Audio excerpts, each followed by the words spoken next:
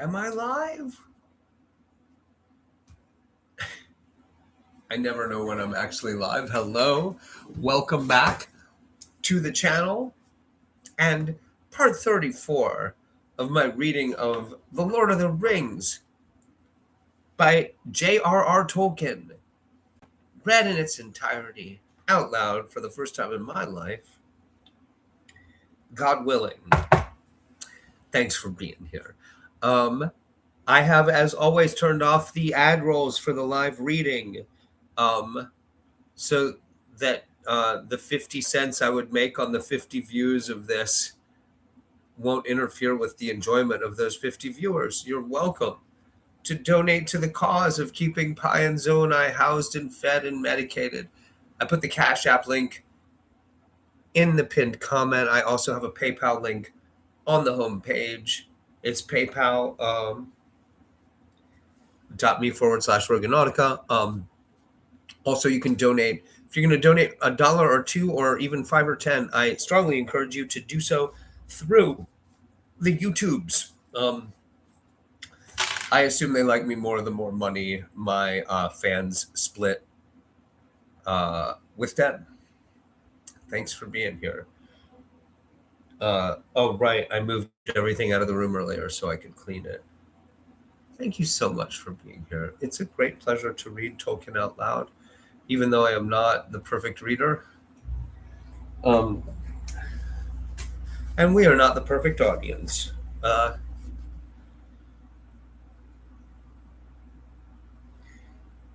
Thanks.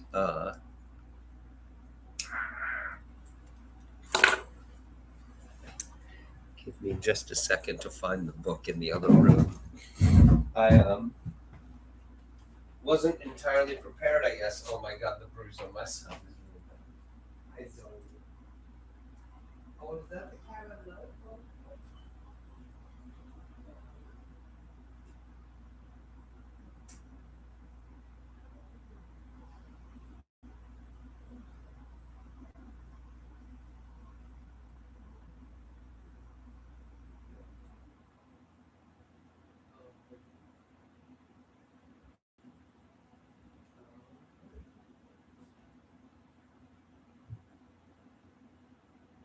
Yeah, the sad waif-like little orange guy who hangs out with my cats through the window. You've seen in a couple of videos now. He's out there right now, just sort of sitting on the balustrade, like near Zoe in the window. It's so cute. Let me see.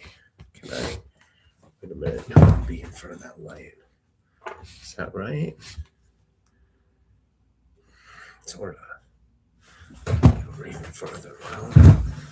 Like right there. Yes. Thanks for being here. Did I say that? It's just so nice to have friends and family in here. Thank you so much.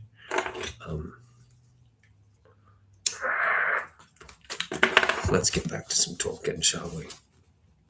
Chapter 10, The Choices of Master Samwise.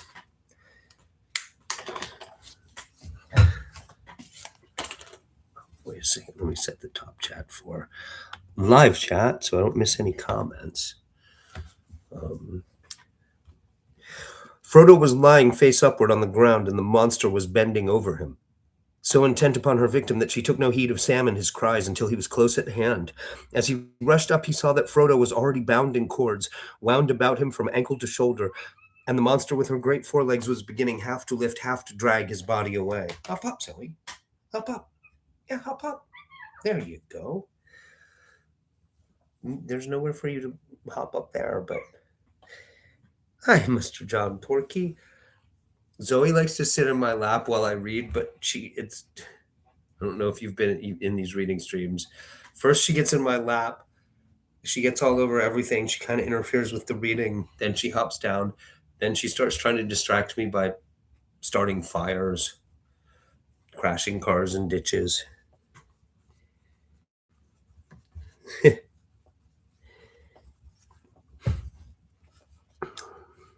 On the near side of him lay, gleaming on the ground, his elven blade, where it had fallen useless from his grasp.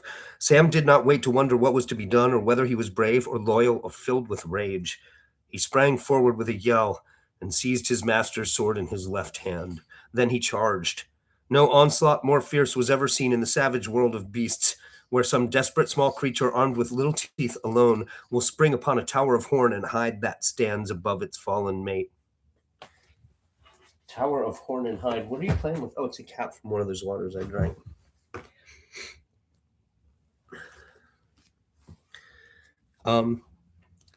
Yeah, it's really interesting. I think it's one of the. Well, I think Peter Jackson and his writing team are just sort of a little shallow to really catch Lord of the Rings for a bunch of reasons. I mean, obviously, but I think one of the weaker decisions they made all around is that uh,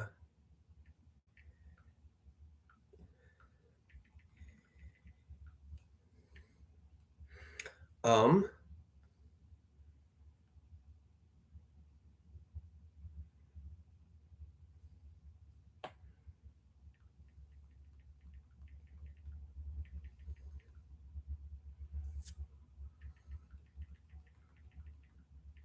hold on.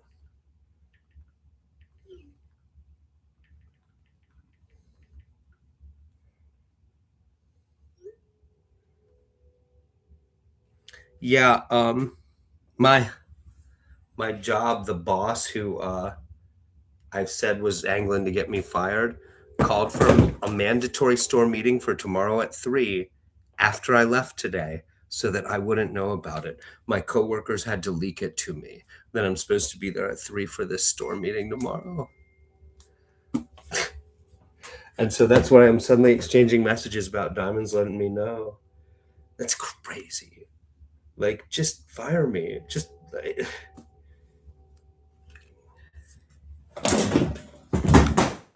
Buddy, Zoe just kicked the guitar over. The one that's already broken. Like I told you, she always ruins everything.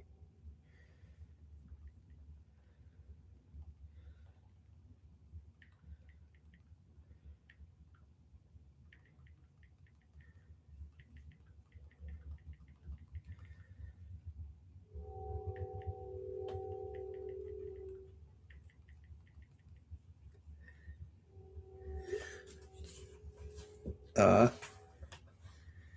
yeah, I don't know why Zoe Zoe does that. Like she intentionally causes the worst problem she can at every time. It's really weird. Yeah, my boss who hates me at work was trying to make sure I didn't show up for the mandatory store meeting. Like she called it after I left today. Like who does that? Like what are you doing? What was how was I She's going to be weirded out when I show up. Like I was supposed to not show up. Just fire me. Her boss likes me, I guess. Like she really wants to fire me, but my hours went up this week. She cut my schedule down to 2 shifts last week, but I'm on for like 5 shifts this week. It's like, what are you doing? What are you doing? Just, it's $9 an hour. It's so not worth the hassle. Like the only reason I'm still showing up is because my coworkers, like, everyone else likes me. Everyone else likes me. Yeah, I told her I'll buy her some weed tomorrow. And she's like, okay. Diamond, you tipped me off. Diamond's awesome. Everyone who works there is awesome. I don't have a problem with the boss who doesn't like me. She just I don't know what the problem is actually. She thinks I want her job, I think, is really what the problem is. And I really do not. I just left the room so I wouldn't snot on my face in front of you guys. Yeah, like I do not want to be a store manager at the Vape Time X Hub. Like no. No. Like all I want is 4 shifts a week and like now that I'm not working 2 jobs, it's really not a convenient job for me. Like $9 an hour for closing shifts at the convenience store was supposed to be my second job. So I either want a 9 to 5 with a little more effort, like working for the museum or the zoo or something, or something in retail or fine dining where I've got day hours and the pay is a little better, 11 or 12 an hour, and I only got to work 3 times a week, and so I can prioritize the channel. Um, it's weird. Like don't you see clearly I got better things to do than fuck with you? And you're, oh my God, I swore in the Tolkien reading stream. What have I done? All right, let me get back to readings. Sorry, guys. Um, yeah. Yeah, $9 an hour is really low here, Dante. Minimum wage in Mississippi is I think 750. Um, the places like McDonald's pay like 12 or 13, and places like the chicken processing place pay 17 or 18. Yeah, it's like the local minimum wage is 750, but it's really hard to get as low as $9 an hour. I only took it because it was a second job. And like, yeah, they're making it really well. The one person's making it really hard for me.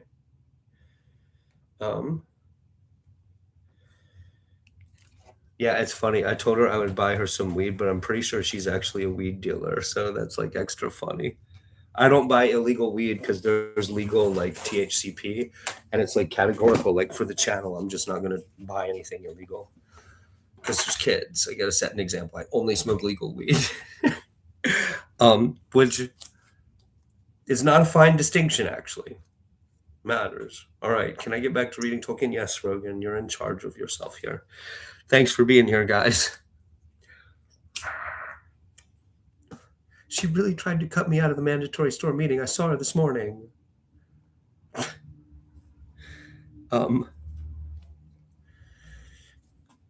Yeah.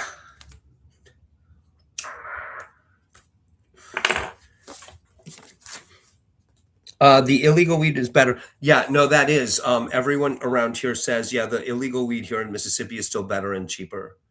Yeah, I'm paying a little bit more for gamey stuff. This Delta 9 stuff is not as good as like what a couple of the people I work with or work among could get for me. But also I seem like such a narc, and also narcs watch my streams. So I don't want to have I don't even want to know for sure who the dealers are. And I've been telling the people around me, like, don't mention it in front of me. Don't mention anything in front of me. Like I kind of know who's who and what's up, but yeah. For the channel, like categorically, just don't let me know. Hi, Arboreal Octopi. All right. I'm going to start at the top of the paragraph. Oh. Yes. The streams don't have to know what bud I'm smoking, but I do. I know. And I don't watch what I say. Like, in a lot of ways, I'm just compulsively honest and open. And so it's better to just make sure that I don't know things that I shouldn't mention. Cops watch my streams. Like they have checked in with me. Like they let me know that I'm a vector for narcs. Like they do watch. So yeah. I'm gonna back up to the top of the paragraph. Thanks for being here, guys. On the near side of him lay, gleaming on the ground, his elven blade, where it had fallen useless from his grasp. Sam did not wait to wonder what was to be done, or whether he was brave, or loyal, or filled with rage. He sprang forward with a yell and seized his master's sword in his left hand. Oh, that's what I was going to say. I'm sorry to interrupt myself again. The Peter Jackson movies, I think, fuck up in kind of a big way, in that they streamline Frodo's and Sam's characters in such a way that they so in the novel, their chemistry and their interplay is a little bit like actually like Fear and Loathing in Las Vegas.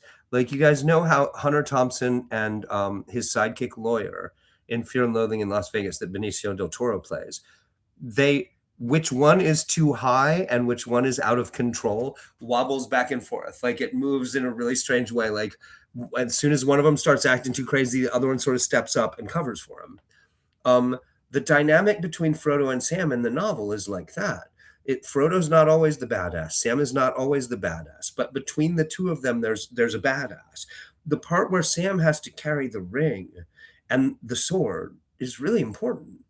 I know why Jackson didn't do it that way, but yeah, it makes it seem like Sam is only there so Frodo can have somebody to talk at some of the time. Go on, Mr. Like he's just the conscience for Frodo. That's not how it is in the novel. It's a much more fluid and realistic dynamic between them. I don't know if realistic's the right word, but more complicated.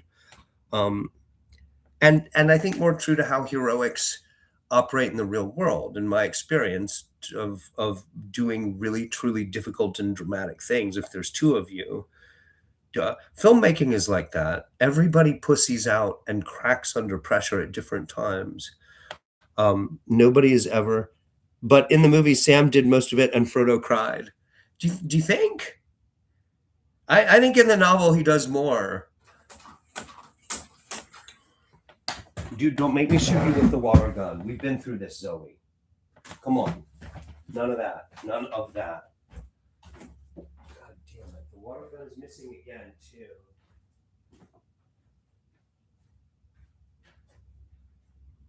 I'm getting the water gun and I'm filling it. All right, Zoe? We've been through this before. You can't just walk up to holes in the wall and claw at them because you want my attention for some weird reason while I'm brushing. Huh? Huh? Don't be that. Fucking Zoe, man. Also, the water gun. After the last time I shot Zoe, I set it on the floor and the lid came slightly open. And so my copy of the Lovecraft book was sitting in the puddle, and the back cover of that book is just demolished now. Thanks, Zoe.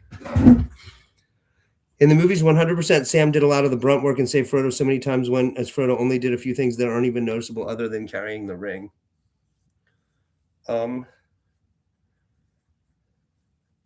It's that way in the novels a little bit, too. He makes all the decisions. Sam would have made all the decisions wrong.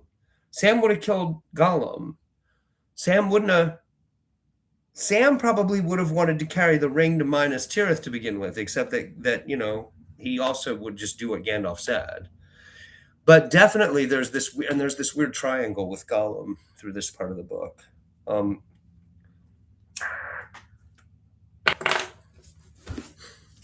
right. He sprang forward with a yell and seized his master's sword in his left hand. Then he charged. No onslaught more fierce was ever seen in the savage world of beasts, where some desperate small creature armed with little teeth alone will spring upon a tower of horn and hide that stands above its fallen mate. Mate, huh? Disturbed as if out of some gloating dream by his small yell, she turned slowly, the dreadful malice of her glance upon him. But almost before she was aware that a fury was upon her greater than any she had known in countless years, the shining sword bit upon her foot and shore away the claw. Sam sprang inside the arches of her legs, and with a quick upthrust of his other hand stabbed at the clustered eyes upon her lowered head. One great eye went dark. Now the miserable creature was right under her, for the moment out of the reach of her sting and of her claws. Her vast belly was above him with its putrid light, and the stench of it almost smote him down. Still his fury held for one more blow, and before she could sink upon him, smothering him in all his little impudence of courage, he slashed the bright elven blade across her with desperate strength. But Shelob was not as dragons are. No softer spot had she, save only her eyes. Knotted and pitted with corruption was her age-old hide, but ever thickened from within with layer on layer of evil growth. The blade scored it with a dreadful gash, but those hideous folds could not be pierced by any strength of men, not though elf or dwarf should forge the steel, or the hand of Baron or of Turin wield it. She yielded to the stroke, and then heaved up the great bag of her belly high above Sam's head. Poison frothed and bubbled from the wound. Now splaying her legs, she drove her huge bulk down on him again. Too soon, for Sam still stood upon his feet, and dropping his own sword, with both hands he held the elven blade point upwards, fending off that ghastly roof. And so Shelob, with the driving force of her own cruel will, with strength greater than any warrior's hand, thrust herself upon a bitter spike. Deep it pricked as Sam was crushed slowly to the ground. Would I read To Kill a Mockingbird? No, Dante, because of the importance of using the N-word freely in the reading.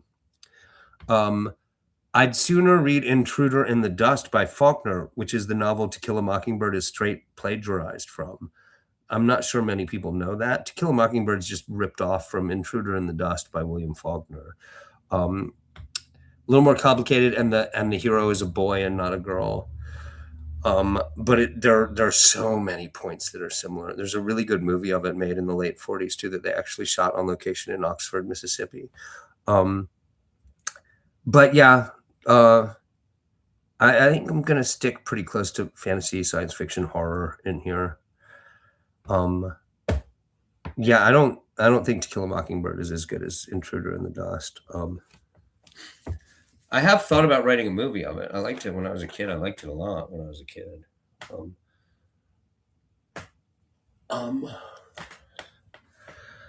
Yeah. I haven't read that early version of it that she wrote before Truman Capote rewrote it for her. So apparently Tolkien himself said no other hobbit would have had the willpower to bring the ring to the destination like Frodo, but I don't believe that. Well, I mean, if you only need something done once, how are you going to know if nobody else could do it? Nobody else within the narrative. Fredegar never had hold of it. No such anguish had Shelob ever known or dreamed of knowing in all her long world of wickedness. Not the doughtiest soldier of old Gondor, nor the most savage orc entrapped had ever thus endured her or set blade to her beloved flesh. A shudder went through her. Heaving up again, wrenching away from the pain, she bent her writhing limbs beneath her and sprang backwards in a convulsive leap.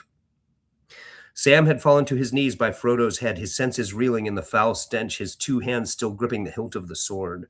Through the mist before his eyes, he was aware dimly of Frodo's face, and stubbornly he fought to master himself and to drag himself out of the swoon that was upon him.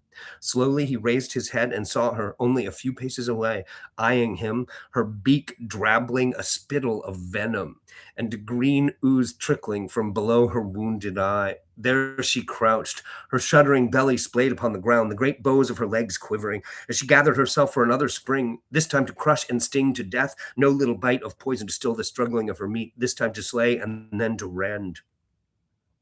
Even as Sam himself crouched, looking at her, seeing his death in her eyes, a thought came to him as if some remote voice had spoken, and he fumbled in his breast with his left hand and found what he sought, cold and hard and solid it seemed to his touch in a phantom world of horror, the phial of Galadriel.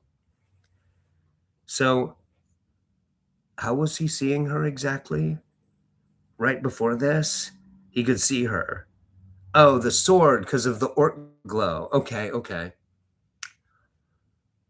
Galadriel, he said faintly, and then he heard voices far off but clear, the crying of the elves as they walked under the stars in the beloved shadows of the Shire, and the music of the elves as it came through his sleep in the hall of fire in the house of Elrond.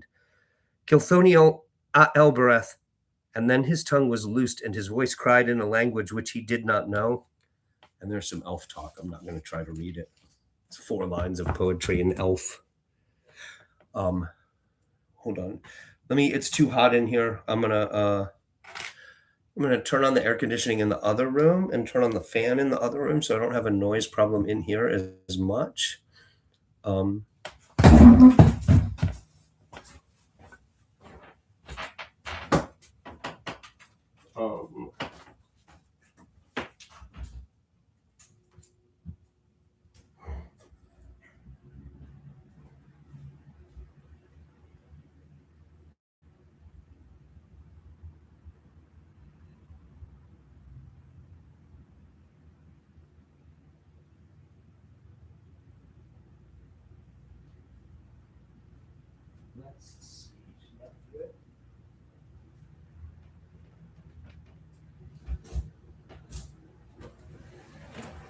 All right. Yeah, I have an air conditioner in here, but I hate running the fan or the air conditioner actually in this room because of the noise. Yeah, the fan is still too loud for me.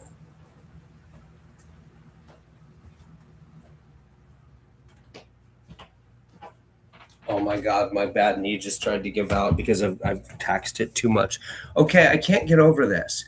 The boss who won't fire me but seems to want to fire me, I think her boss wants to keep me on, called for a mandatory store meeting that she told me I'd be fired if I missed the next one, and then she didn't tell me. Like, what was I supposed to do? Just not show up and then get in trouble for not showing up? That's so weird. She's so dumb. I don't dislike her. I don't know if dumb is the right word. It's this weird paranoid, I don't know, alcoholic. I don't know. She seems like some kind of addict, I guess. I mean, I don't know. I like her, so I don't want to say anything negative about her. She shouldn't have a problem with me.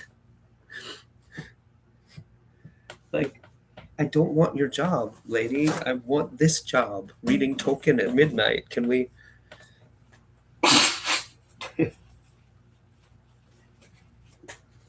I mean, I think that's it. I think she thinks I want to steal her job. Like, I don't. Yeah, I seem like a manager. Maybe she's just insane and jealous. Well, I think she thinks I want to take her job. Actually, Mr. John Porky, I wouldn't be suitable for her job. I would never be good at being a manager of a store like that. And if they want to promote me to assistant manager under her, I don't really want that either. Like, they're already making me hold the keys and lock the store up for $9 an hour, which is just crazy to begin with. I'm already like gonna look for another job because you're making me count the money and lock the store up and watch the safe with the doors locked and then walk away with the keys in my hand like a key holder for $9 an hour, and I'm still on training like in your computer. Come on, come on, come on. That's crazy even for corporate bullshit. Like, you guys are not a good company to work for. Just, that's all there is to it. So I don't know about jealous, but she seems like, I don't know. I shouldn't talk about it in here because she could come in here. My coworkers, they could come in here. These Tolkien streams are the least likely for them to watch, but I shouldn't be getting distracted from Tolkien either. I'm sorry. I'm sorry. I just Diamond messaged me while I thought my boss had sent me the thing about when the meeting was. It wasn't. It was one of my coworkers. I guess she's going to be shocked when I show up. Because I was supposed to not know about the mandatory meeting. The way she acts, there's no way she likes Tolkien. Yeah. What is it, Zoe? I mean, um, everyone else there likes me. She hasn't worked with me directly. She has this weird idea that I'm some kind of uptight, arrogant, obnoxious white guy who acts like a Yankee and a white guy. That's just inaccurate. Like, it's just not who I am. She hasn't worked with me directly enough to know. Make sure I pay attention to her micro expressions and body language when she sees me show up. Will she be startled? Poor lady. I don't want to make her miserable.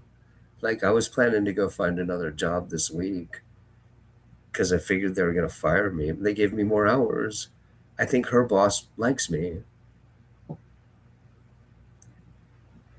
I mean, it's fine. Get back to the Tolkien. I'm going to take another hit on my pipe, though. Oh, she's definitely trying to get me fired. I mean, already the other coworkers are all saying that the boss is saying she keeps getting complaints from customers about my behavior, how arrogant I am with the customers. But this only happens when no one else is around. There's usually two of us. I've only been alone in the store for 2 shifts, though I work like 5 a week. So this arrogance only appears when no one else is around, and the boss only hears about it from customers that she didn't know who they are. Like, it's weird.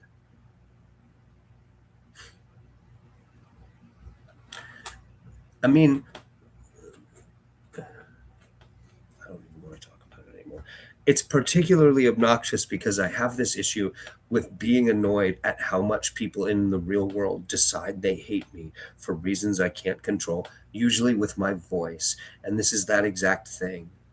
Like, it's the way, it's my affect and my accent.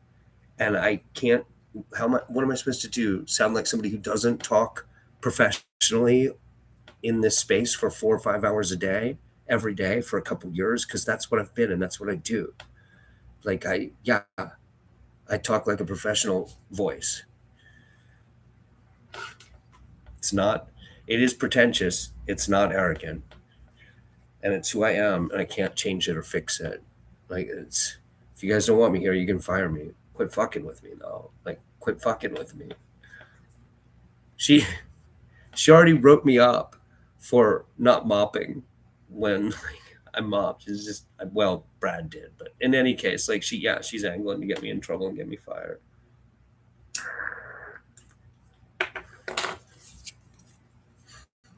Um,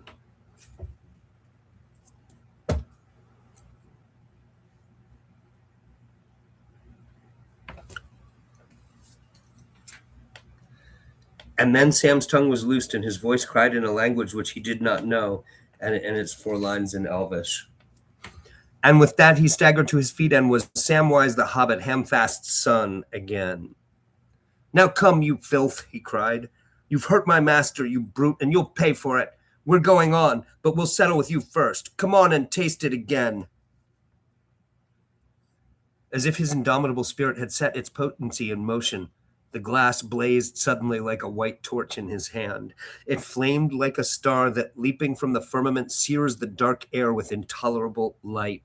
No such terror out of heaven had ever burned in Shelob's face before. The beams of it entered into her wounded head and scored it with unbearable pain, and the dreadful infection of blight spread from eye to eye. I had to shoot Zoe.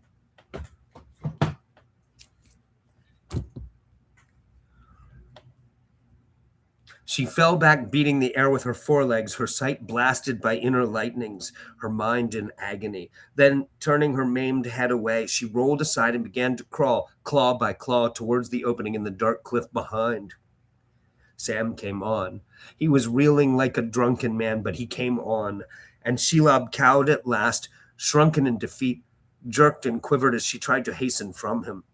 She reached the hole, and squeezing down, leaving a trail of green-yellow slime, she slipped in, even as Sam hewed a last stroke at her dragging legs. Then he fell to the ground. Shelob was gone, and whether she lay long in her lair, nursing her malice and her misery, and in slow years of darkness healed herself from within, rebuilding her clustered eyes, until with hunger like death she spun once more her dreadful snares in the glens of the mountains of shadow, this tale does not tell. Sam was left alone. Wearily, as the evening of the nameless land fell upon the place of battle, he crawled back to his master. Master, dear master, he said, but Frodo did not speak. As he had run forward, eager, rejoicing to be free, Shelob with hideous speed had come behind and with one swift stroke had stung him in the neck. He lay now pale and heard no voice and did not move. Master, dear master, said Sam, and through a long silence waited, listening in vain. Then, as quickly as he could, he cut away the binding cords and laid his head upon Frodo's breast and to his mouth, but no stir of life could he find, nor feel the faintest flutter of the heart. Often he chafed his master's hands and feet and touched his brow, but all were cold. Frodo, Mr. Frodo, he called, don't leave me here alone. It's your Sam calling. Don't go where I can't follow. Wake up, Mr. Frodo. Oh, wake up, Frodo, me dear, wake up. Then anger surged over him, and he ran about his master's body in a rage, stabbing the air and smiting the stones and shouting challenges. Presently he came back, and bending looked at Frodo's face, pale beneath him in the dusk, and suddenly he saw that he was in the picture that was revealed to him in the mirror of Galadriel and Lorien. Frodo with a pale face lying fast asleep under a great dark cliff. Or fast asleep, he had thought then. He's dead, he said, not asleep, dead. And as he said it, as if the words had set the venom to its work again, it seemed to him that the hue of the face grew livid green. And then black despair came down on him. And Sam bowed to the ground and drew his gray hood over his head. And night came into his heart, and he knew no more. Yeah, don't go where I can't follow just made me cry. Is that in the movie? I don't think that line's in the movie.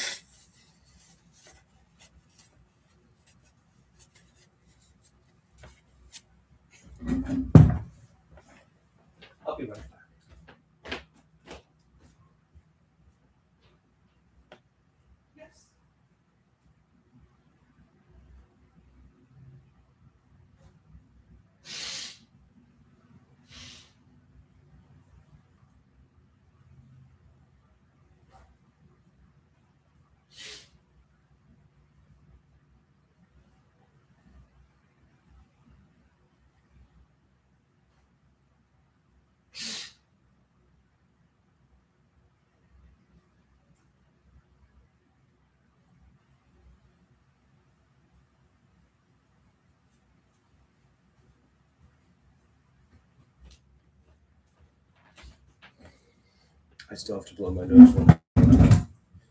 Hold on.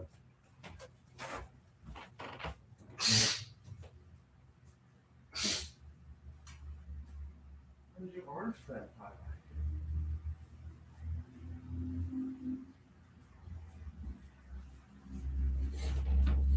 I really want to lure that sweet looking, sad looking orange, skinny orange cat inside.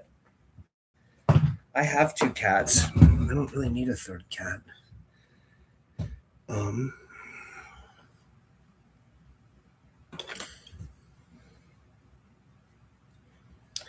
Yeah, I think the movies kind of intentionally avoid being deep.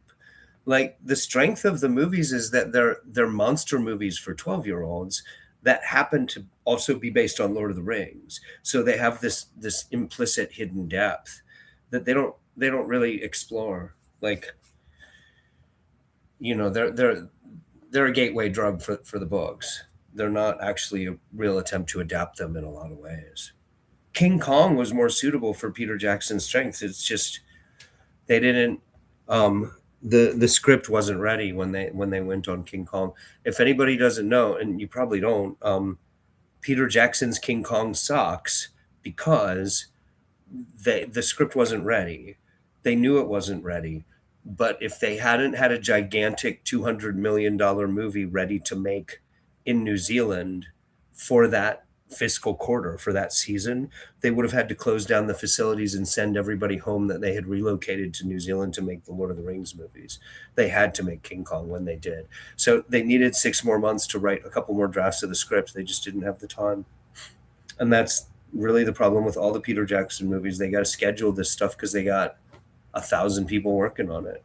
They got to have 500 people typing code, 500 people building sets ahead. So the script is never ready. They never have time to fool around with the writing till it's ready.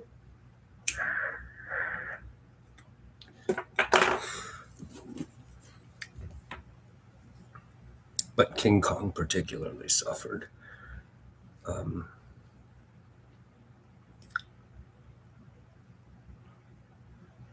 When at last the blackness passed, Sam looked up and shadows were about him, but for how many minutes or hours the world had gone dragging on, he could not tell. He was still in the same place, and still his master lay beside him dead. The mountains had not crumbled, nor the earth fallen into ruin. "What shall I do? What shall I do?" he said. "Did I come all this way with him for nothing?" And then he remembered his own voice speaking words that at the time he did not understand himself at the beginning of their journey. "I have something to do before the end. I must see it through, sir, if you understand." "But what can I do? Not leave Mr. Frodo dead, unburied on the top of the mountains and go home? Or go on? Go on?" he repeated, and for a moment doubt and fear shook him. "Go on? Is that what I've got to do? And leave him?" Then at last he began to weep. And going to Frodo, he composed his body and folded his cold hands upon his breast and wrapped his cloak about him, and he laid his own sword at one side and the staff that Faramir had given at the other. "If I'm to go on," he said, "then I must take your sword by your leave, Mr. Frodo, but I'll put this one to lie by you as it lay by the old king in the barrow, and you've got your beautiful mithril coat from old Mr. Bilbo, and your star glass, Mr. Frodo, you did lend it to me, and I'll need it, for I'll be always in the dark now. It's too good for me, and the lady gave it to you, but maybe she'd understand. Do you understand, Mr. Frodo? I've got to go on." But he could not go, not yet. He knelt and held Frodo's hand and could not release it. And time went by, and still he knelt, holding his master's hand, and in his heart keeping a debate. Now he tried to find strength to tear himself away and go on a lonely journey for vengeance. If once he could go, his anger would bear him down all the roads of the world, pursuing until he had him at last, Gollum. Then Gollum would die in a corner. But that was not what he had set out to do. It would not be worthwhile to leave his master for that. It would not bring him back. Nothing would. They had better both be dead together. And that too would be a lonely journey. He looked on the bright point of the sword. He thought of the places behind where there was a black brink and an empty fall into nothingness. There was no escape that way. That was to do nothing, not even to grieve. That was not what he had set out to do. What am I to do then? He cried again, and now he seemed plainly to know the hard answer. See it through. Another lonely journey. And the worst. What? Me alone? Go to the crack of doom and all? He quailed still, but the resolve grew. What? Me take the ring from him? The council gave it to him. But the answer came at once, and the council gave him companions, so that the errand should not fail. And you are the last of all the company. The errand must not fail. I wish I wasn't the last, he groaned. I wish old Gandalf was here, or somebody. Why am I left all alone to make up my mind? I'm sure to go wrong. And it's not for me to go taking the ring, putting myself forward. But you haven't put yourself forward. You've been put forward. And as for not being the right and proper person, why, Mr. Frodo wasn't, as you might say, nor Mr. Bilbo. They didn't choose themselves. Ah, well, I must make up my own mind. I will make it up, but I'll be sure to go wrong. That'd be Sam Gamgee all over. Let me see now. If we're found here, or Mr. Frodo's found, and that thing's on him, well, the enemy will get it. And that's the end of all of us, of Lorien and Rivendell and the Shire and all. And there's no time to lose, or it'll be the end anyway. The war's begun, and more than likely things are all going the enemy's way already. No chance to go back with it and get advice or permission. No, it's sit here till they come and kill me over Master's body and gets it, or take it and go.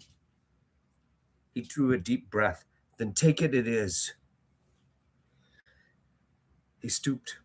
Very gently, he undid the clasp at the neck and slipped his hand inside Frodo's tunic. Then with his other hand raising the head, he kissed the cold forehead and softly drew the chain over it. And then the head lay quietly back again to rest. No change came over the still face, and by that more than by all other tokens, Sam was convinced at last that Frodo had died and laid aside the quest. You know what's funny? I've read this a bunch of times, but I hadn't read it out loud, so I hadn't noticed that Tolkien makes it clear that Frodo's not dead. He says in the battle, when Sam is fighting Shelob, he says as an aside that that Shelob's coming back not to sting him, to preserve him for meat for later, but to kill him and tear him to pieces, Sam. And then he says specifically clearly that Shelob came behind Frodo and stung him in the dark. So if you're paying close attention, you catch that Frodo's not dead. And then he starts saying clearly over and over that Frodo is dead after that, just a couple pages later, because Sam thinks he's dead. When I was a little kid, because the book ends with Frodo carried off, unconscious by the orcs, I guess I knew Frodo was alive. Yeah. These Christian fantasists are really obsessed with bringing major characters back from the dead. I gotta blow my nose again. I'm leaving the room to do it. I'm too snotty.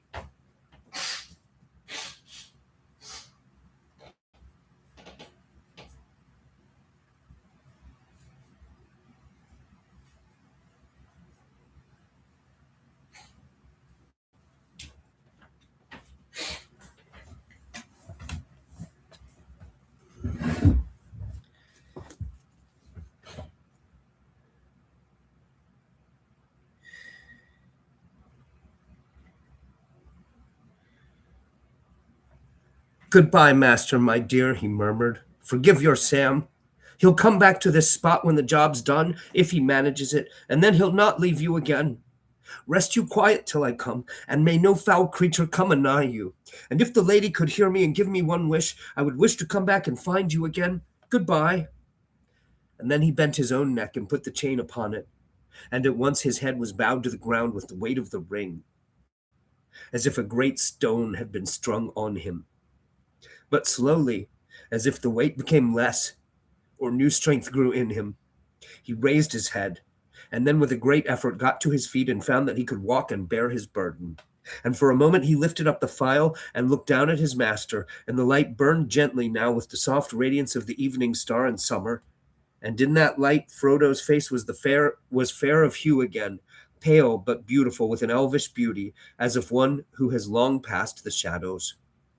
And with the bitter comfort of that last sight, Sam turned and hid the light and stumbled on into the growing dark. He had not far to go. The tunnel was some way behind, the cleft a couple of 100 yards ahead or less. The path was visible in the dusk, a deep rut worn in ages of passage, running now gently up in a long trough with cliffs on either side. The trough narrowed rapidly. Soon Sam came to a long flight of broad, shallow steps. Now the Orc Tower was right above him, frowning black, and in it the red eye glowed. Now he was hidden in the dark shadow under it. He was coming to the top of the steps and was in the cleft at last.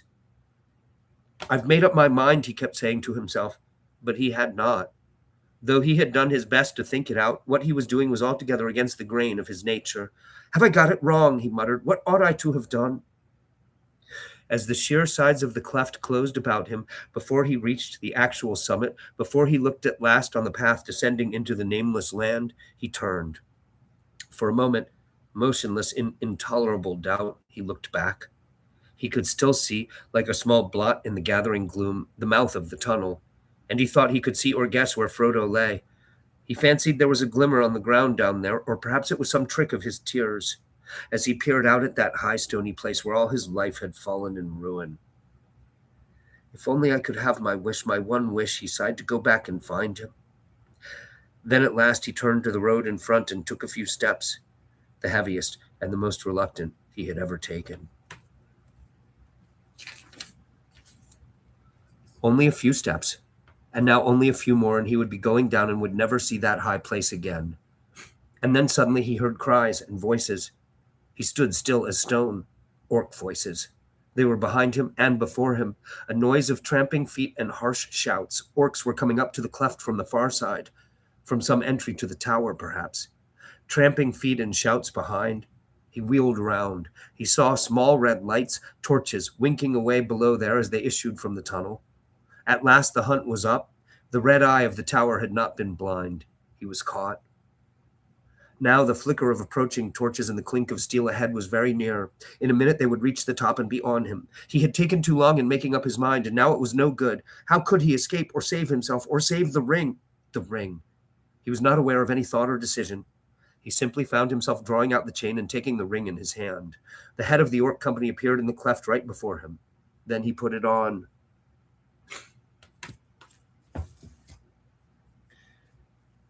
You know, it bothers me that the ring is on a chain, but whenever they got to put it on, the chain is not in the way. I know it's like an object in a video game. Like it has the shape of it is with the necklace, and then the shape of it is on your finger. It's a different. It bugs me. The chain's not part of the magical object. It bugs me. All right. I know it changes shape. It's magical. Thanks for being here, guys. Um, uh,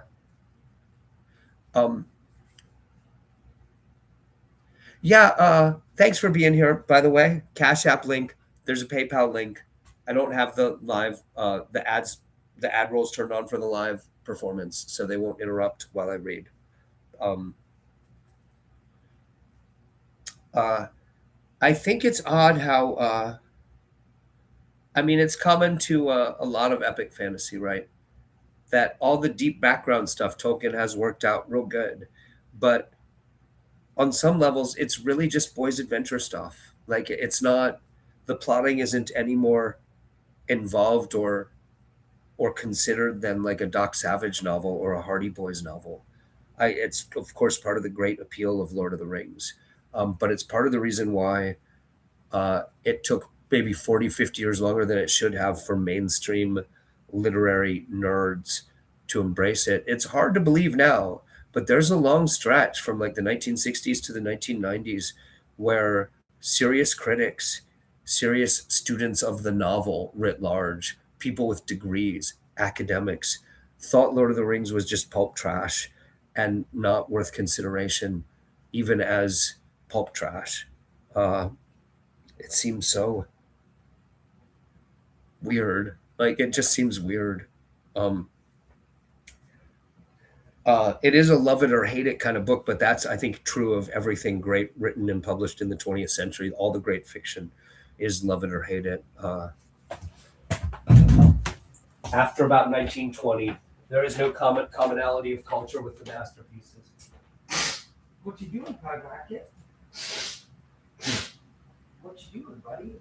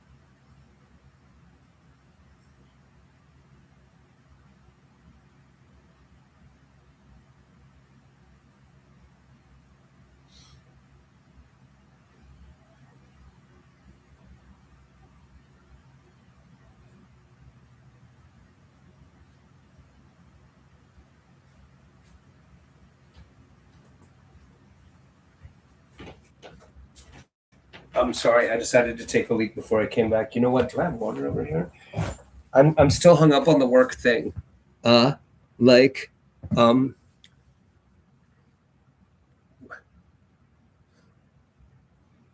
Tell me you're not allowed to fire me without telling me you're not allowed to fire me. It's corporate. I'll just keep getting him written up for stuff that isn't his fault, like not showing up for the meeting that's mandatory that I didn't tell him we were having. That'll get him. Like, just tell me to go get another job. Tell me you don't want me there. The fuck, dude. I hope she doesn't get in trouble, actually. You know what? I hope she doesn't get in trouble with her boss. Because clearly her boss doesn't want me fired, and it probably is a DEI thing. I'm the only white guy there. Everyone else there is her family. So everyone else there likes me. And she's the only one who doesn't like me. It is the way it is. Like I always say that everyone in the real world hates me. It's not true. It's like 1 in 4, but they're really irrational about it and they really hate me and it poisons the well. It's the bad apple in the barrel.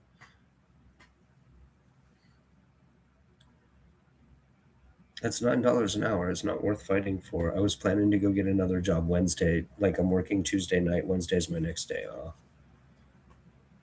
Um, like there's 3 or 4 places I like. It's just it's a pain in the ass to go get another job.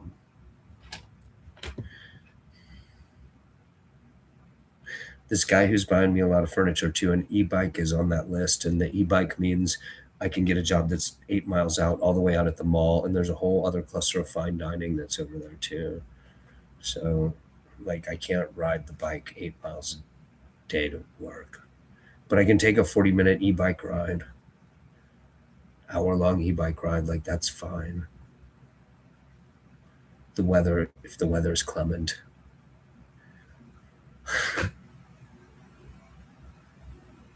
Why can't we all just get along, man?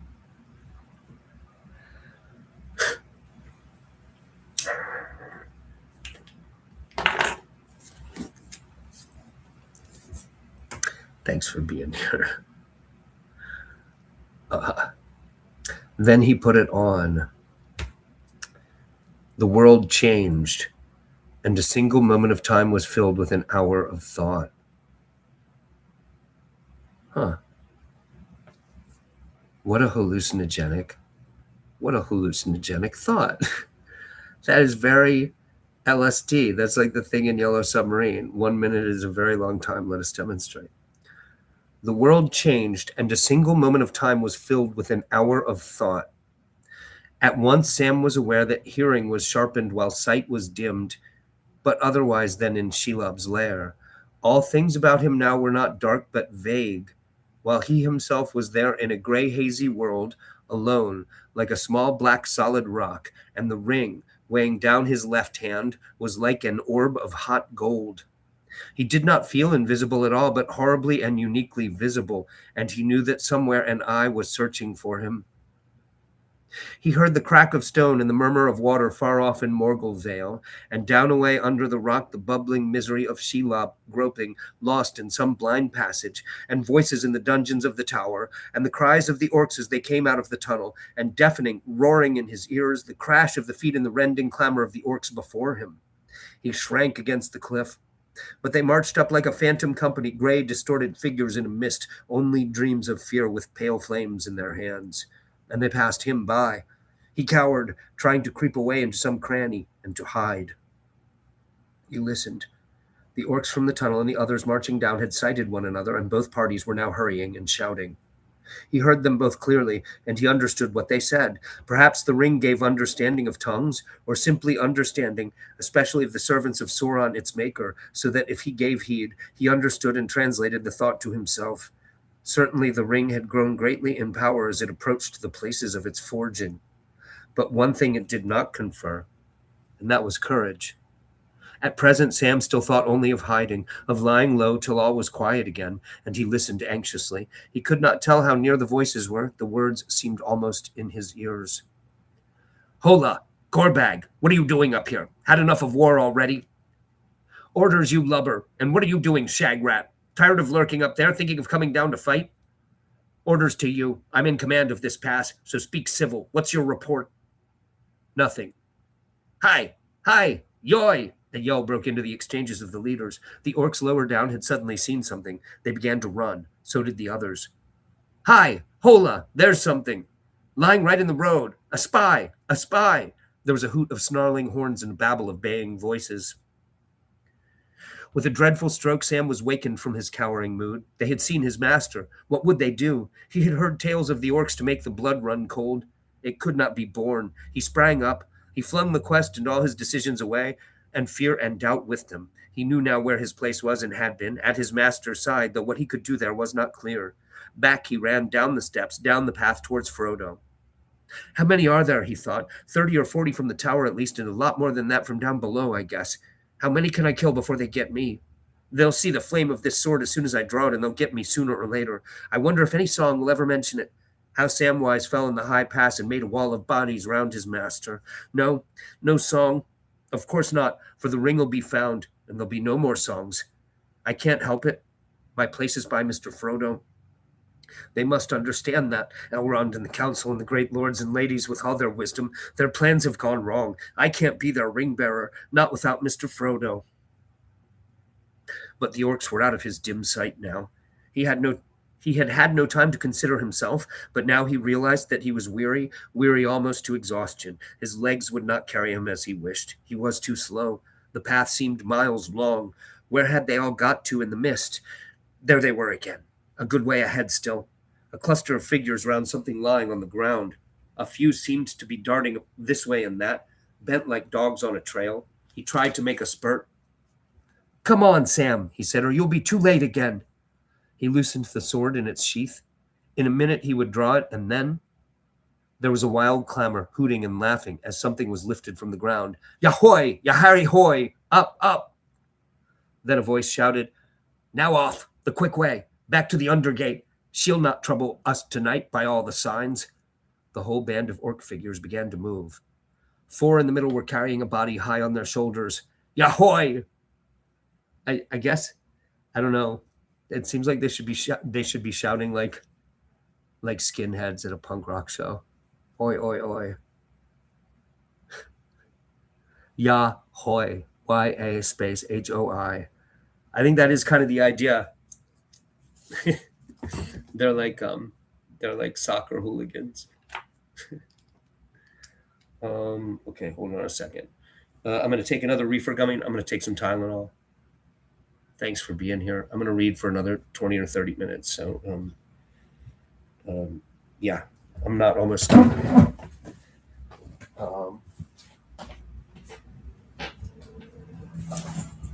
But I ate all the gummies I had out, so I got to get a package out of here.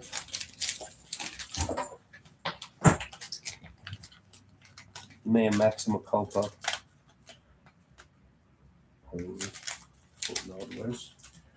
I keep leaving the room because I moved everything out of the room when I was cleaning earlier. My scissors for opening this package are out here. What is it, Pie Racket?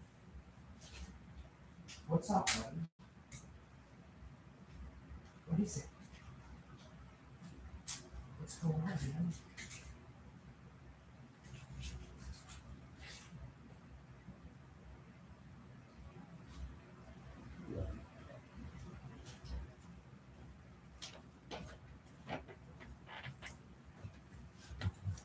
Pie looks like she wants something from me, but I don't know what it is.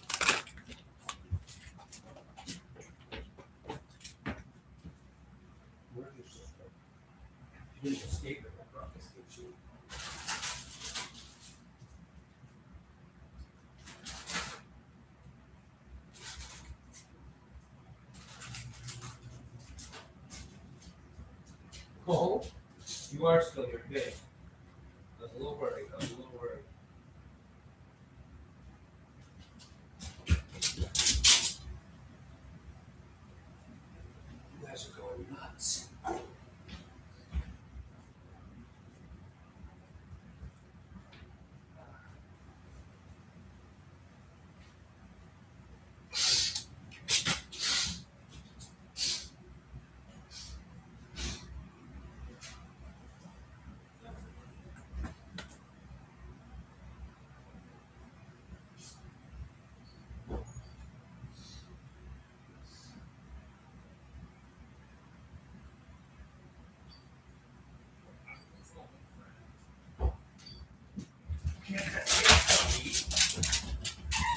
I'm coming for you, little monster.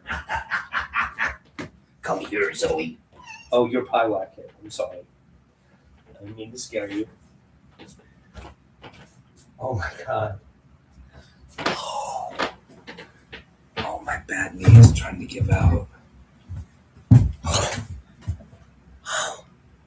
Ouch.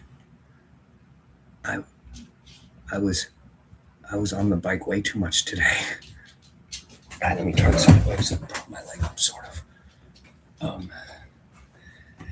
Ooh, ouch. Yeah, the bad knee is shattered completely. It's all soft tissues, but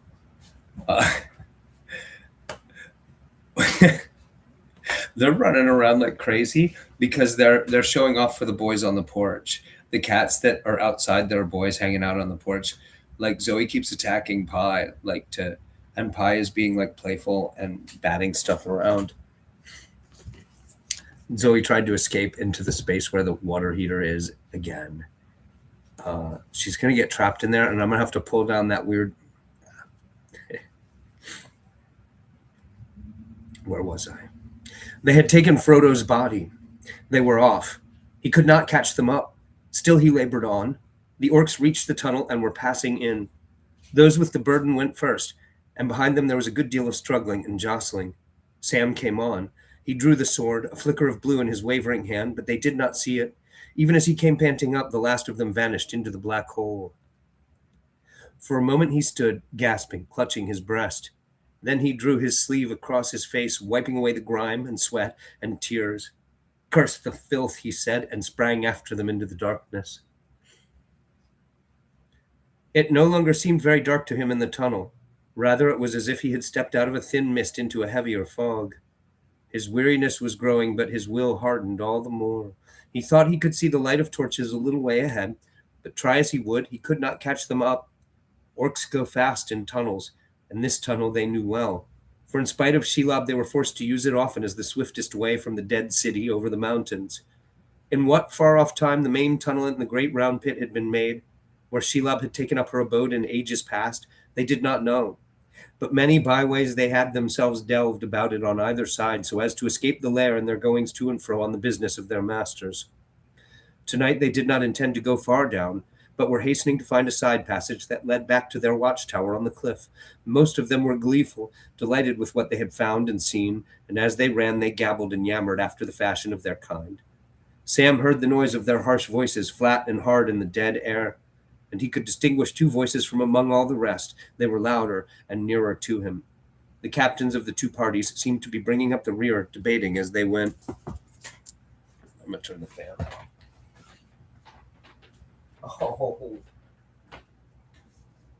Oh no. Oh. Oh, I am going to be unable to walk right tomorrow. It's a good thing I have the day off. I'm going to have to ride out there for that meeting, but other than that, I have the day off. Can't you stop your rabble making such a racket, Shagrat? Grunted the one. We don't want Shelob on us. Go on, Gorbag. Yours are making more than half the noise, said the other. But let the lads play. No need to worry about Shelob for a bit, I reckon. She sat on a nail, it seems, and we shan't cry about that. Didn't you see? A nasty mess all the way back to that cursed crack of hers. If we've stopped it once, we've stopped it 100 times. So let 'em laugh. And we've struck a bit of luck at last. Got something that Lugburs wants. Lugburs wants it, eh? What is it, do you think? Elvish it looked to me, but undersized. What's the danger in a thing like that? Don't know till we've had a look. Chris George, thank you. Oh ho, so they haven't told you what to expect. They don't tell us all they know, do they? Not by half. But they can make mistakes, even the top ones can. Shh, Gorbag. Shagrat's voice was lowered, so that even with his strangely sharpened hearing, Sam could only just catch what was said. They may, but they've got eyes and ears everywhere, some among my lot, as like as not. But there's no doubt about it, they're troubled about something. The Nazgul down below are by your account, and Lugbers is too. Something nearly slipped. Nearly, you say, said Gorbag. All right, said Shagrat, but we'll talk of that later. Wait till we get to the underway. There's a place there where we can talk a bit while the lads go on. Shortly afterwards, Sam saw the torches disappear. Then there was a rumbling noise, and just as he hurried up, a bump. As far as he could guess, the orcs had turned and gone into the very opening which Frodo and he had tried and found blocked. It was still blocked. There seemed to be a great stone in the way, but the orcs had got through somehow, for he could hear their voices on the other side. They were still running along deeper and deeper into the mountain, back towards the tower. Sam felt desperate. They were carrying off his master's body for some foul purpose, and he could not follow. He thrust and pushed at the block, and he threw himself against it, but it did not yield. Then, not far inside, or so he thought, he heard the two captains' voices talking again. He stood still, listening for a little, hoping perhaps to learn something useful. Perhaps Gorbag, who seemed to belong to Minas Morgul, would come out, and he could then slip in. No, I don't know, said Gorbag's voice. The messages go through quicker than anything could fly, as a rule, but I don't inquire how it's done. Safest not to. Grr, those Nazgul give me the creeps. And they skin the body off you as soon as look at you and leave you all cold in the dark on the other side. But he likes them. They're his favorites nowadays, so it's no use grumbling. I tell you, it's no game serving down in the city. You should try being up here with Shelob for company, said Shagrat. I'd like to try somewhere where there's none of them, but the war's on now, and when that's over, things may be easier. It's going well, they say. They would, grunted Gorbag. We'll see. But anyway, if it does go well, there should be a lot more room. What do you say? If we get a chance, you and me'll slip off and set up somewhere on our own with a few trusty lads, somewhere where there's good loot nice and handy, and no big bosses. Ah, said Shagrat, like old times. Yes, said Gorbag, but don't count on it. I'm not easy in my mind. As I said, the big bosses, his voice sank almost to a whisper, even the biggest, can make mistakes. Something nearly slipped, you say? I say something has slipped, and we've got to look out. Always the poor Uruks to put slips right and small thanks. But don't forget, the enemies don't love us any more than they love him, and if they get topsides on him, we're done too. But see here, when were you ordered out? About an hour ago, just before you saw us. A message came. Nazgul uneasy, spies feared on stairs, double vigilance, patrol to head of stairs. I came at once. I like that the message is clipped like it's a telegram. Like they're paying for by the character and word. Nazgul uneasy, stop. Spies feared on stairs, stop. Double vigilance, stop. Patrol to head of stairs, stop, and message. I came at once. Bad business, said Gorbag. See here. Our silent watchers weren't easy more than 2 days ago. That I know. They're explaining now. I don't, he said that they don't know how they're getting messages through so quick. And the Nazgul are bosses among these guys. Like they're pushing people around like they're like an officer class suddenly. They give the orcs the creeps. All right, let me read this a little slower so we can catch what's going on here. Yeah. Bad business, said Gorbag. See here, our silent watchers were uneasy more than 2 days ago. That I know. So the red light in the tower. But my patrol wasn't ordered out for another day, nor any message sent to Lugbers either, owing to the great signal going up and the high Nazgul going off to the war and all that. So, right, when the whole army went marching out and the head of the nine was the main general. And then they couldn't get Lugbers to pay attention for a good while, I'm told. The eye was busy elsewhere, I suppose, said Shagrat. Big things going on away west, they say. Huh. I wonder how that lines up with it's too bad Gandalf isn't here because he actually knows this novel really well. Yeah, I get the eye was busy elsewhere, I guess. So was it? Like in the other narrative?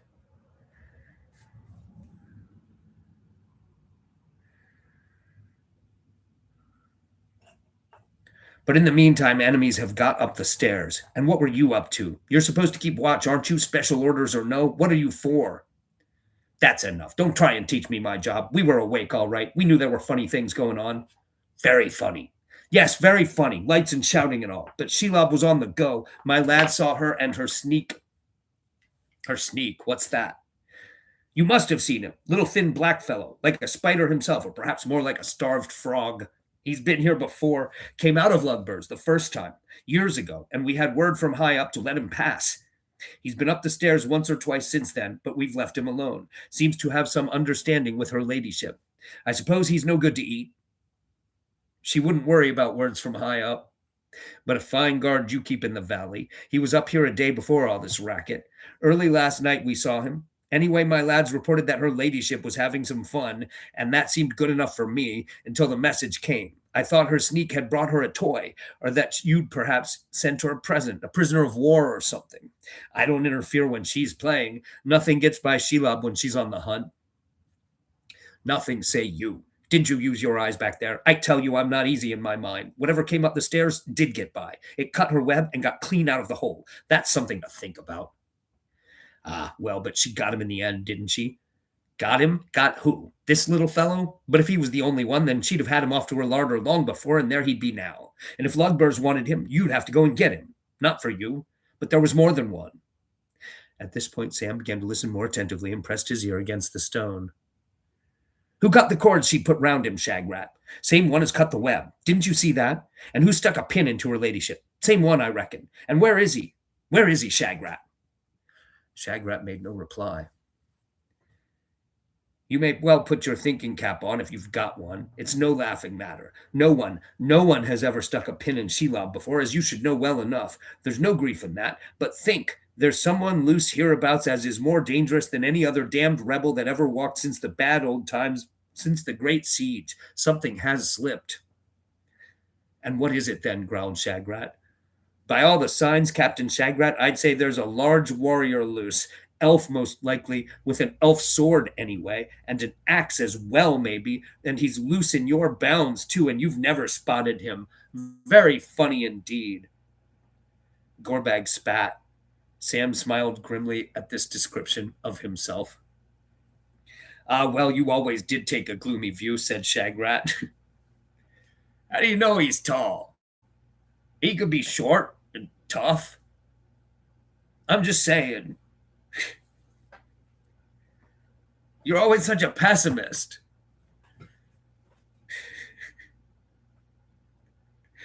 Ah, well, you always did take a gloomy view, said Shagrat. You can read the signs how you like, but there may be other ways to explain them.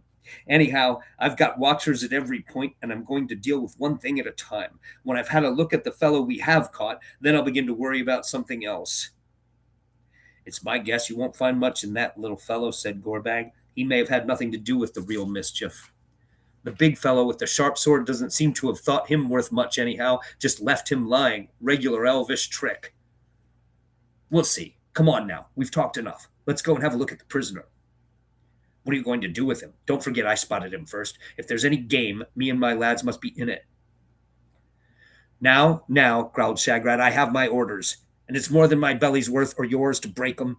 Any trespasser found by the guard is to be held at the tower. Prisoner is to be stripped. Full description of every article, garment, weapon, letter, ring, or trinket is to be sent to Lugbers at once and to Lugbers only. And the prisoner is to be kept safe and intact under pain of death for every member of the guard until he sends or comes himself. That's plain enough, and that's what I'm going to do. Oh man. Sauron coming down to where you got the prisoner. That just seems,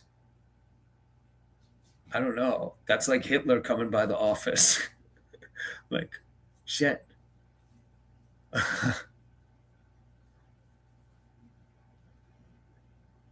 Like, yeah, call in sick. If you're supposed to be one of the guards that night, Sauron's coming by to check out the hobbits. Just, you had a dentist appointment, an orc dentist appointment that you forgot about, and you just can't be there that night.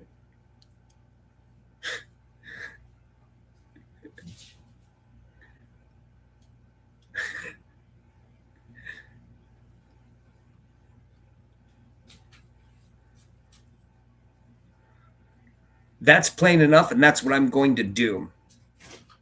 Stripped, eh? Said Gorbag. What? Teeth, nails, hair, and all? No, none of that. He's for Lugbers, I tell you. He's wanted safe and whole. You'll find that difficult, laughed Gorbag. He's nothing but carrion now. What Lugbers will do with such stuff I can't guess. He might as well go in the pot. You fool, snarled Shagrat. You've been talking very clever, but there's a lot you don't know though most other folk do. You'll be for the pot or for Shelob if you don't take care. Carrion, is that all you know of her ladyship? When she binds with cords, she's after meat. She doesn't eat dead meat nor suck cold blood. This fellow isn't dead. Sam reeled, clutching at the stone. He felt as if the whole dark world was turning upside down. So great was the shock that he almost swooned, but even as he fought to keep a hold on his senses, deep inside him he was aware of the comment. You fool, he isn't dead, and your heart knew it. Don't trust your head, Samwise. It is not the best part of you. The trouble with you is that you never really had any hope.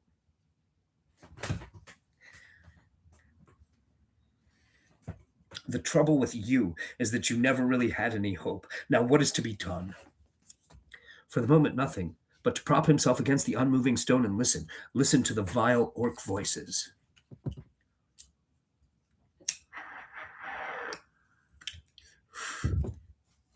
John Porky, Sauron scheduled a mandatory store meeting. And the one guy he wanted fed to Shelob, he didn't. They just don't tell him. What do you mean there was a hey? It was mandatory. And you were supposed to be there. What kind of an orc are you? I didn't. Hey.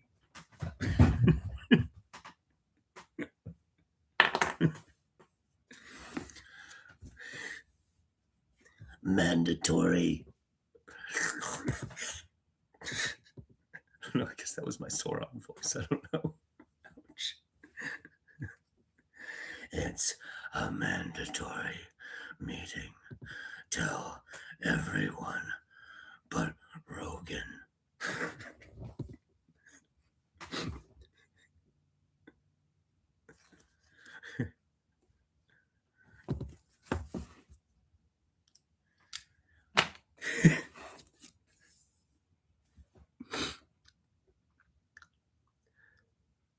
Garn, said Shagrat. She's got more than one poison. When she's hunting, she just gives them a dab in the neck and they go as limp as a boned fish, and then she has her way with them. Do you remember old Uthak? We lost him for days. Then we found him in a corner. Hanging up he was, but he was wide awake and glaring. How we laughed. She'd forgotten him, maybe, but we didn't touch him. No good interfering with her. Nar, this little filth, he'll wake up in a few hours, and beyond feeling a bit sick for a bit, he'll be all right. Or would be, if Lugbers would let him alone. And of course, beyond wondering where he is and what's happened to him. And what's going to happen to him, laughed Gorbag. We can tell him a few stories at any rate if we can't do anything else. I don't suppose he's ever been in lovely Lugbers, so he may like to know what to expect. This is going to be more funny than I thought. Let's go.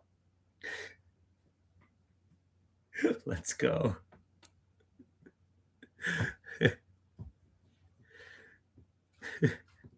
I like that "let's go" seems like a weirdly contemporary usage from the orc here. This is going to be more funny than I thought. Let's go. There's going to be no fun, I tell you, said Shagrat, and he's got to be kept safe or we're all as good as dead. All right, but if I were you, I'd catch the big one that's loose before you send in any report to Lugburs. It won't sound too pretty to say you've caught the kitten and let the cat escape. So Lugburs is the most Germanic looking of all the proper nouns and names involved with Sauron and Mordor. Lugburz with an accent over the U. Like you could almost convince me that that's the name of an actual like small town in like Germany or Austria where there was a concentration camp or something. Lugburs. I'd be like, yeah, rings a bell. I think I know what you're talking about.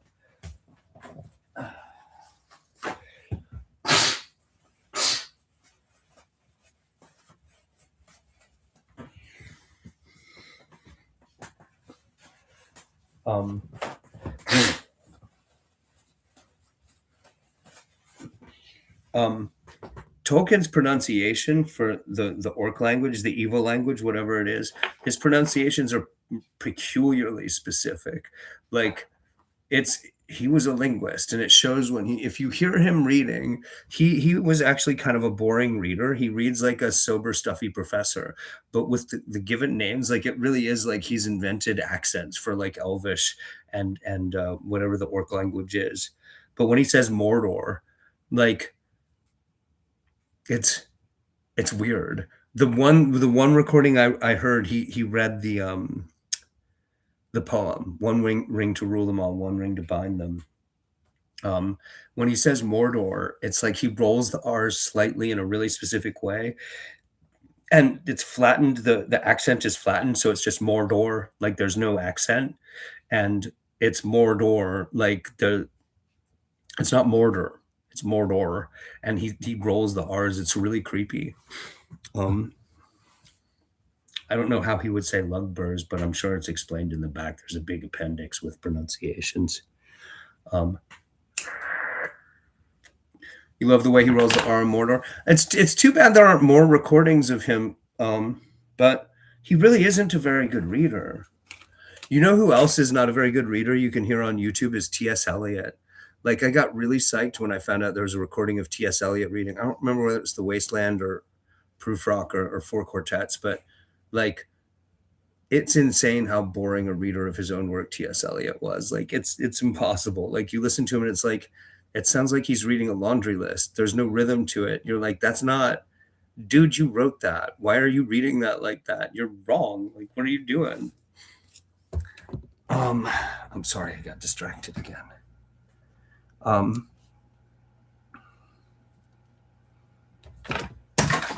And I think I just broke my glasses. Good work, Rogan.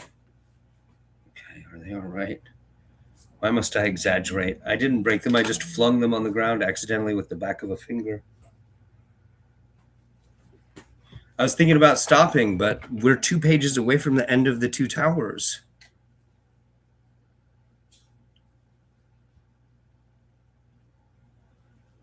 That's so exciting.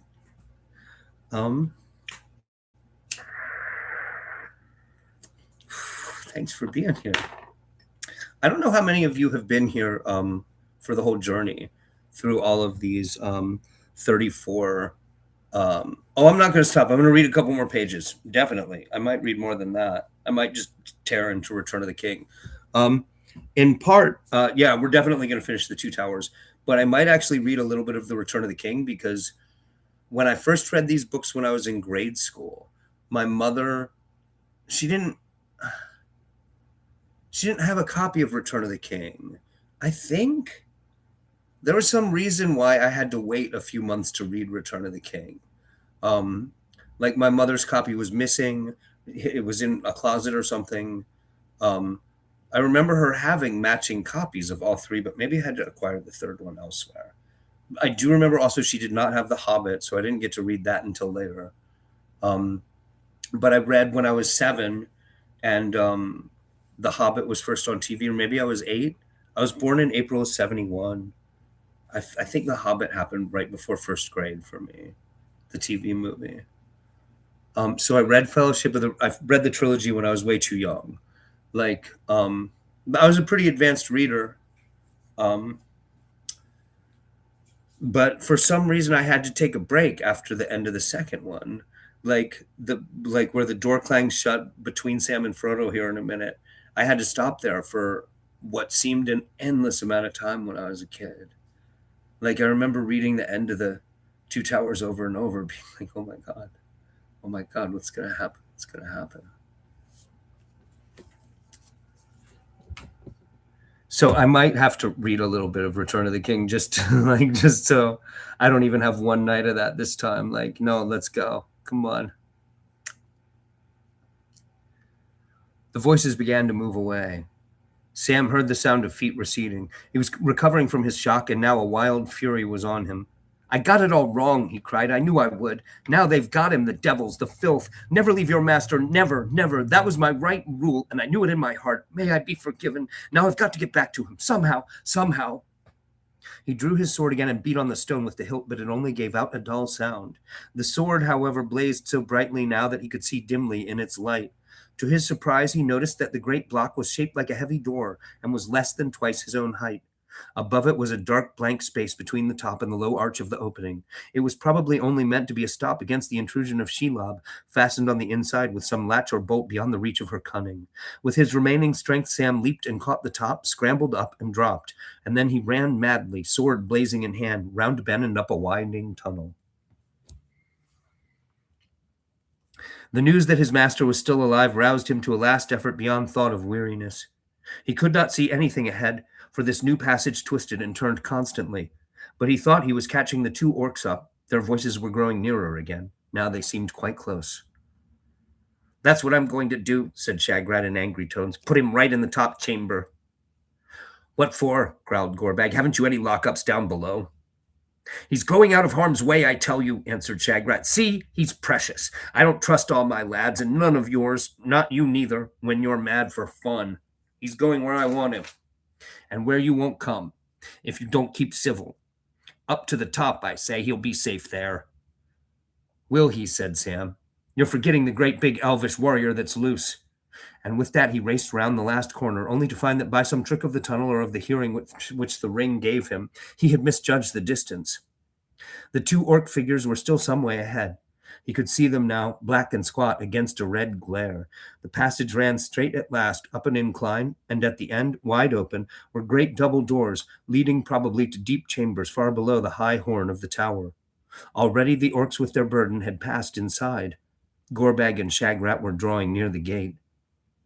Sam heard a burst of hoarse singing, blaring of horns and banging of gongs, a hideous clamor. Gorbag and Shagrat were already on the threshold. Sam yelled and brandished Sting, but his little voice was drowned in the tumult. No one heeded him.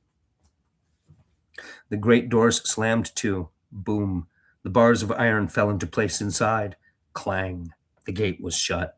Sam hurled himself against the bolted brazen plates and fell senseless to the ground. He was out in the darkness.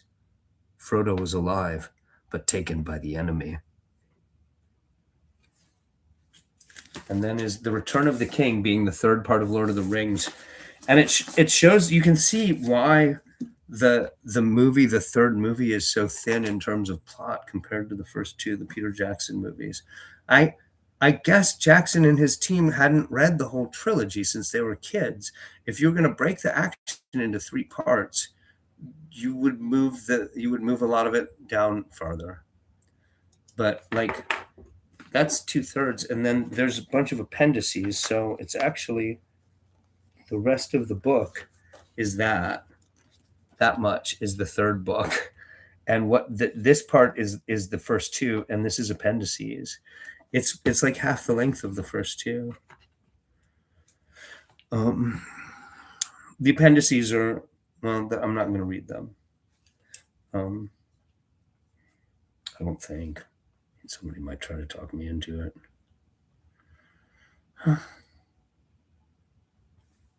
Should I stop here? I guess I should. I guess that sort of makes sense. Yeah, it comes back to Pippin and Gandalf at the top of the next chapter. It doesn't even go right on with Sam and Frodo anyway. Maybe I'll do another stream. I'm not tired. I gotta eat something, I guess. It's only 12:43. Yeah. Yeah, I'm gonna come back and do another chat stream. Yeah, Return of the King is a lot shorter. And on top of that, like they left out chunks of the books that set up stuff in Return of the King.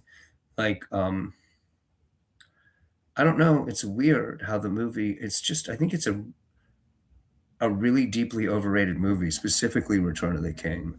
Like the cultural weight, the juggernaut behind these three movies when they came out.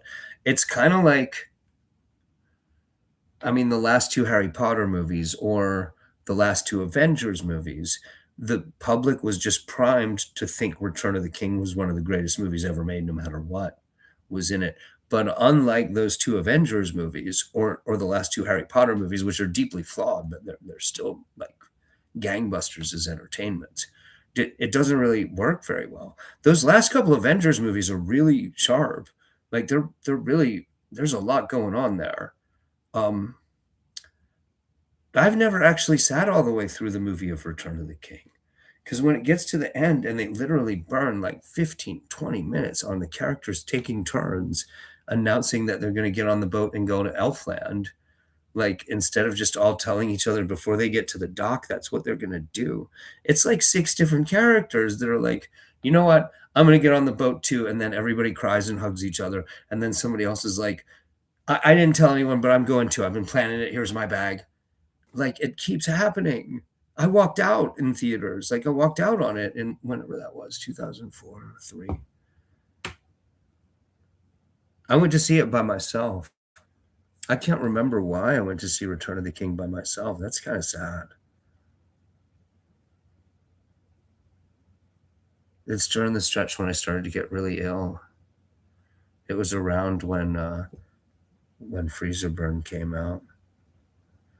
I got to see Freezer Burn in a festival and I had to sit alone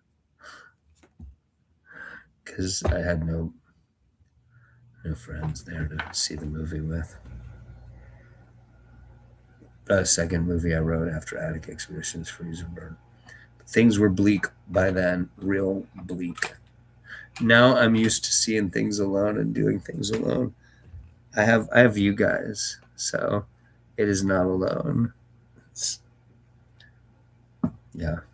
Thank you so much for being here. Yeah, I'm gonna cut this stream off so that I don't turn this into a chat stream, and let those of us who are listening to me for ASMR purposes fall asleep and slide into that good night gently. Yeah, I'm gonna come back and do another chat stream in a minute. I'm wide awake. I got no reason not to. I gotta eat something. I'll hang out for a minute. I'll see you guys over there. I'll see you over there, Mr. John Porky.